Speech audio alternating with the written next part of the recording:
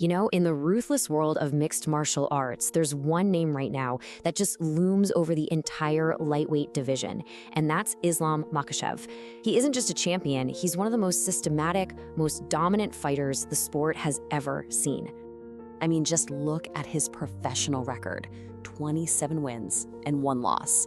It's a career that's been all about control, pressure, and this feeling of, inevitability. But today, we're not going to focus on all those wins. We're going to dive deep into that single loss. Because what if that one isn't just a blemish on an otherwise perfect record? What if it's the actual key that unlocked his greatness? The very thing that turned a great fighter into a truly unstoppable champion? To really get the champion, you have to understand where he came from. Makhachev's story, it starts in the Republic of Dagestan, Russia. And this place, it's legendary for producing some of the absolute toughest, most disciplined combat athletes on the entire planet. It's not just a place on a map, it's a crucible. This is basically the perfect recipe for a future champion, right? He grew up in a small village, Bershi, and was thrown into combat sports from a super young age. And his development was guided by the legendary Abdulmanap Nurmagomedov, training day in and day out with his close friend, Khabib. So this wasn't just about learning moves, it was about installing a whole system, a philosophy. And you have to remember this. By winning the World Championship in Combat Sambo back in 2016, Makhachev had already proven he was one of the best grapplers in the world. Point blank. He was a world-class champion way before most of us even knew his name. But even with that incredible pedigree, his UFC journey was about to hit a shocking and very sudden roadblock. This is the story of his one and only mistake. Okay, so picture this. It's 2015. Makhachev is this rising star, just a couple fights into his UFC career, and he's up against a veteran journeyman, Adriano Martins. On paper, this was supposed to be just another stepping stone, a chance for him to show off his skills. But that is not what happened. Makhachev completely abandoned the system.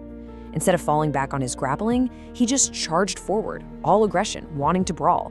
He kept his hands way too low, he totally ignored his corner's warnings, and he walked right into a perfectly timed counter right hook. And just like that, the fight was over, less than 2 minutes. But here's the thing. In the aftermath, it was Makhachev himself who changed the story. He didn't see that loss as a failure at all. He saw it as a critical lesson, a painful, for sure, but totally necessary course correction that would end up completely redefining his entire career. Yeah, that one punch, it triggered a complete recalibration, a total reset, and it was the start of one of the most dominant runs in the history of MMA. Since that night, back in 2015, Islam Makhachev has not lost a single fight.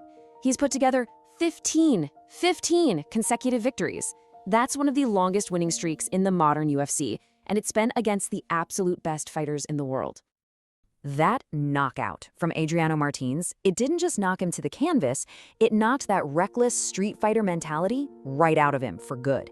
And what stood up in its place was this cold, calculated, systematic champion who fully 100% embraced the disciplined, low-risk style of the Nurmagomedov school.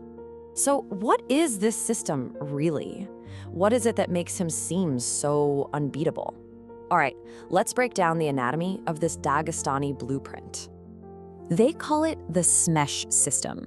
It's this suffocating mix of sambo and wrestling that's designed to just systematically break opponents down. See, the goal isn't really about creating highlight reel moments. It's about making your opponent carry your weight, making them solve these impossible puzzles while they're exhausted, until they finally make a mistake and leave you an opening. And man, the numbers really tell the whole story. His takedown accuracy is a crazy high 53%. But what's even more insane is how little damage he takes, just 1.55 significant strikes absorbed per minute. He's precise, he's efficient, and defensively, he's almost perfect. But the real anchor to his whole system is his 90% takedown defense. It's basically an impenetrable shield. His opponents know they can't take him down, and that forces them to fight exactly where he wants them to fight, letting him control every single second of the fight. And all of that control, it always leads to one place. See, his striking isn't really for knockouts. It's a tool he uses to close the distance and set up the takedown.